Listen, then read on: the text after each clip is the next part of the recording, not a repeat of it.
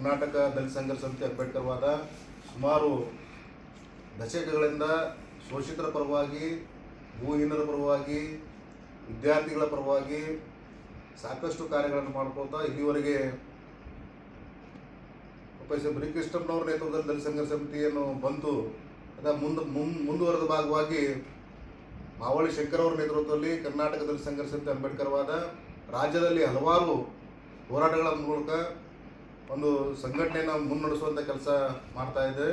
ಹಾಗಾಗಿ ಇವತ್ತು ದಲಿತ ಜನಾಗ್ರಹ ಸಮಾವೇಶವನ್ನು ಜುಲೈ 3ರಂದು ಬೆಂಗಳೂರಿನ ಫ್ರೀಡಂ ಪಾರ್ಕ್ನಲ್ಲಿ ಒಂದು 50,000 ಜನರನ್ನು ಸೇರಿಸಿ ಒಂದು ಕಾರ್ಯಕ್ರಮ ಆಯೋಜನೆ ಮಾಡಲು ಒಂದು ರಾಜ್ಯ ಸಮಿತಿ ತೀರ್ಮಾನ ಮಾಡಿದೆ. ಹಾಗಾಗಿ ನಾವು ಜಿಲ್ಲೆಯಿಂದ ಸುಮಾರು 1000 ಜನ ಹಾಗೂ ಬೆಳಗಾವಿ ವಿಭಾಗದಿಂದ ಒಂದು 5,000 ಜನ ನಾವು ತರ್ತೀವಿ ಅಂತ ಹೇಳಿ ಮಾತುಗಳನ್ನು ಕೊಟ್ಟಿದ್ದೀವಿ. ಹಾಗಾಗಿ ಎಲ್ಲ ಕಾರ್ಯಕರ್ತರು ಇದು ಒಂದು ಜನಾಗ್ರಹ ಸಮಾವೇಶ ಅಂದ್ರೆ ಏನಪ್ಪ, ನಮ್ಮ ಪರವಾಗಿ ಜನರ ಪರವಾಗಿರುವಂಥ ಸಮಾವೇಶ ಆಗಿರೋದ್ರಿಂದ ಹೆಚ್ಚಿನ ಸಂಖ್ಯೆಯಲ್ಲಿ ವಿದ್ಯಾರ್ಥಿಗಳು ಮತ್ತು ಏನು ನಮ್ಮ ಕಾರ್ಯಕರ್ತರು, ತಾಲೂಕಾ ಸಂಚಾಲಕರುಗಳು, ಜಿಲ್ಲಾ ಸಂಚಾಲಕರುಗಳು ಹೆಚ್ಚಿನ ಸಂಖ್ಯೆಯಲ್ಲಿ ಭಾಗವಹಿಸಿ ಮುತುವರ್ಜಿ ವಹಿಸಿ ಇದನ್ನು ವಿಶೇಷವಾಗಿ ಪರಿಗಣಿಸಿ ಈ ಒಂದು ಕಾರ್ಯಕ್ರಮವನ್ನು ಯಶಸ್ವಿಗೊಳಿಸಬೇಕಂತ ಅವರಲ್ಲಿ ಮನವಿಯನ್ನು ಮಾಡ್ಕೊತೀನಿ.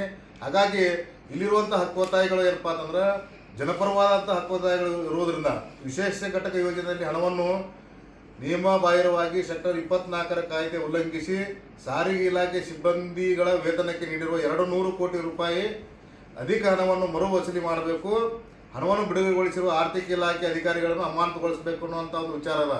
ಈಗ ಏನಾಗಿತ್ತು ಅಂತಂದ್ರೆ ಸರ್ಕಾರಗಳು ಗ್ಯಾರಂಟಿ ಯೋಜನೆಗಳಿಗೆ SCP ಮತ್ತು TSP ಹಣಗಳನ್ನು ಬಳಸುವುದರಿಂದ ಇಲ್ಲಿರುವಂಥ ಆರ್ಥಿಕ ಮುಗ್ಗಟ್ಟುಗಳನ್ನು ಒಂದು ಬೇರೆ ಒಂದು ಇದಕ್ಕೆ ತಳ್ಳುವಂಥ ಕೆಲಸ ಆಗ್ತಾ ಇದೆ.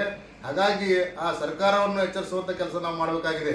ಈಗ 7D ಅನ್ನುವಂಥ ಒಂದು ಕಾಯ್ದೆಯನ್ನು ಜಾರಿಗೆ ತಂದಿದ್ರು, ಅದನ್ನು ರದ್ದು ಮಾಡಿ ಅಂತ ಹೇಳಿ ಕರ್ನಾಟಕ ದಲಿತ ಸಂಘರ್ಷ ಸಮಿತಿ ಅಂಬೇಡ್ಕರ್ವಾದ ನೇತೃತ್ವದಲ್ಲಿ ಒಂದು ರಾಜ್ಯ ಮಟ್ಟದ ಹೋರಾಟದಿಂದ ಅದು 7D ರದ್ದಾಯಿತು. ಈಗ 7C ಅಂತ ಹೇಳಿ ಒಂದು ಮಾಡಿದ್ದಾರೆ. 7C ಏನು ಹೇಳಿದಪ್ಪ ಅಂತಂದ್ರೆ SCP TSP ಹಣವನ್ನು ಈಗ ಬಳಸಬೇಕಾದ್ರೆ ಅದು SC STಗಳಿಗೆ ಮಾತ್ರ ಅದನ್ನು ಬಳಸಬೇಕಾಗಿರ್ತೈತಿ. ಹಾಗಾಗಿ ಸರ್ಕಾರ ಏನು ಮಾಡ್ತಾ ಇತ್ತಪ್ಪ ಅಂತಂದ್ರೆ ಅದನ್ನು ಗ್ಯಾರಂಟಿ ಯೋಜನೆಗಳಿಗೆ ಬಳಸುವುದರ ಮೂಲಕ ಇಲ್ಲಿರುವಂಥ ದಲಿತರನ್ನ ಒಂದು ಏನು ಆರ್ಥಿಕವಾಗಿ ಮೇಲ್ ತರುವಂಥ ಕೆಲಸ ಮಾಡಲಾರ್ದೆ ಅವ್ರನ್ನ ತಳಮಟ್ಟಕ್ಕೆ ಕುಸಿಯುವಂಥ ಕೆಲಸ ಈ ಸರ್ಕಾರಗಳು ಮಾಡ್ತಾ ಇವೆ. ಅವ ಸರ್ಕಾರವನ್ನು ಕಿವಿಂಡು ಕೆಲಸ ನಾವು ಎಲ್ಲರೂ ಮಾಡಬೇಕಾಗಿರ್ತದೆ. ಹಾಗಾಗಿ 7C ಅಂದ್ರೆ ಏನಪ್ಪಾ ಅಂತಂದ್ರೆ ಏನು ನೆರೆ ಹಾವಳಿ ಬಂದಾಗ, ಭೂಕಂಪಗಳಾದಾಗ ಮತ್ತು ಇನ್ನಿತರ ಕೆಲಸಗಳಿಗೆ ಅದನ್ನು ಬಳಸಬೇಕು ಅನ್ನುವಂಥ ಒಂದು ಅದು ಕಾಯ್ದೆ. ಅದು 7C ಅಂದರೆ ಇವ್ರು ಏನು ಮಾಡ್ತಾ ಇದ್ದಪ್ಪ ಅಂದ್ರೆ ಯಾವುದೇ ನೆರೆ ಹಾವಳಿ ಆಗಲಾರದಂಥ ಸಂದರ್ಭದಲ್ಲಿ ಕೂಡ ಇದನ್ನ 7C ಬಳಸಲಾಗ್ತದೆ. ಹಾಗಾಗಿ ಸರ್ಕಾರದ ವಿರುದ್ಧ ನಾವು ಇದು ಒಂದೇ ಅಲ್ಲ, PTCL ಆಕ್ಟ್ ಪರವಾಗಿ ಮತ್ತು ಬಗರ್ಹುಕುಂ ಸಾಗುವಳಿ ಆಗಲಿ, ವಿದ್ಯಾರ್ಥಿಗಳಿಗೆ ವೇತನ ಏನು ಸ್ಕಾಲರ್ಶಿಪ್ಗಳನ್ನು ಸರಿಯಾಗಿ ಹಂಚಿಕೆ ಆಗಿರದ ಕಾರಣಕ್ಕಾಗಿ ನಾವು ಹಲವಾರುಗಳ ಒಂದು ಹಕ್ಕೊತ್ತಾಯಗಳನ್ನು ಇಟ್ಟುಕೊಂಡು ಇವತ್ತು ಫ್ರೀಡಂ ಪಾರ್ಕ್ನಲ್ಲಿ ಒಂದು ಸಮಾವೇಶ ನಡೀತಾ ಇದೆ. ಹಾಗಾಗಿ ಜಿಲ್ಲೆಯ ಎಲ್ಲ ಕಾರ್ಯಕರ್ತರು ಹೆಚ್ಚಿನ ಸಂಖ್ಯೆಯಲ್ಲಿ ಕಾರ್ಯಕ್ರಮದಲ್ಲಿ ಭಾಗವಹಿಸಿ ಈ ಜನಾಗ್ರಹ ಸಮಾವೇಶವನ್ನು ಯಶಸ್ವಿಗೊಳಿಸಬೇಕಂತ ಈ ಪತ್ರಿಕಾ ಮಾಧ್ಯಮದ ಮೂಲಕ ನಾನು ಎಲ್ಲರಲ್ಲಿ ಮನವಿ ಮಾಡಿಕೊಳ್ತಾ ಇದ್ದೇನೆ. ಕರ್ನಾಟಕ ದಲಿತ ಸಂಘರ್ಷ ಸಮಿತಿ ಅಂಬೇಡ್ಕರ್ವಾದ ರಾಜ್ಯ ಸಮಿತಿಯವರು ಏನು ಜುಲೈ 3ನೇ ತಾರೀಕಿನಂದು ಫ್ರೀಡಂ ಪಾರ್ಕಲ್ಲಿ ದಲಿತ ಜನಾಗ್ರಹ ಸಮಾವೇಶ ಹಮ್ಮಿಕೊಂಡಿದ್ದು ಭೂಮಿ, ವಸತಿ, ಬ್ಯಾಕ್ಲಾಗ್ ಉದ್ಯೋಗ ಮತ್ತು ವಿಶೇಷ ಘಟಕ ಯೋಜನೆ ಏಕಗವಾಕ್ಷಿ ನೀತಿಗಾಗಿ ಹಕ್ಕೊತ್ತಾಯ ಮಾಡ್ತಾ ಇದ್ದೀವಿ.